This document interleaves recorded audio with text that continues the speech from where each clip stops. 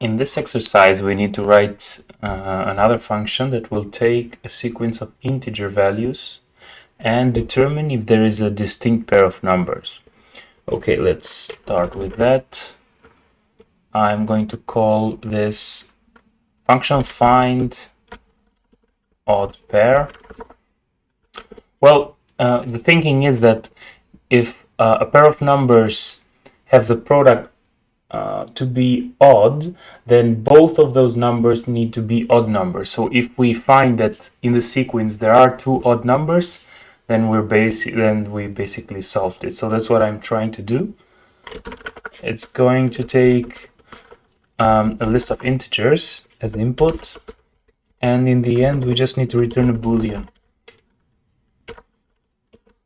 Okay, so the easiest solution I can think of is to first convert the list into a set, because a set in Python will only contain distinctive numbers, and after that we can go through the set and then just filter out the numbers that are odd. So we can do that with a set expression actually in a one-liner. I'm going to call this odds, and it's going to be x for x in data if x percentage 2 x modulo 2. This will return 1 for an odd number, which will evaluate to true. So now we will have a set of numbers that are distinct and that are odd. So we just need to check if the length is larger than or equal to 2. Okay, so we can test that here in the interactive shell. Oops, mistyped there. Yeah, these are from the previous exercises. We can ignore that. I can try to call the function find odd pair, and oh, we've got actually an error, and yeah, the type object is not subscriptable. Let me stop it here and just, yeah, we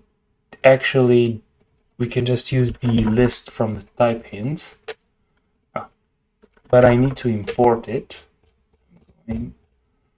Yeah, we already have it there. Yeah, so we can rerun it. Okay, so find odd pair, and I'm just going to give a list of numbers for 1, 2, and in this case we only have one odd number, so it should return false, and it does. But if I add 3, I can actually make this another odd number. This should return true because 7 and 3 are two odd numbers, and it does. So that was it for the first exercise. In the next one, we need to write another function that takes a sequence of numbers and just determines if the numbers are all distinct, which means different from each other. Okay, so I'm going to call this check distinct. Again, this is going to be a list, integers, and it will return boolean. There's again a very easy solution to this one. We can just check if first we can convert the data into a set and check if the length of that set is equal to the length of the original list.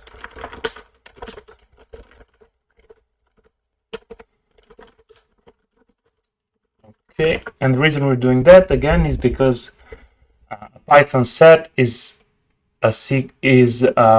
only contain distinct numbers.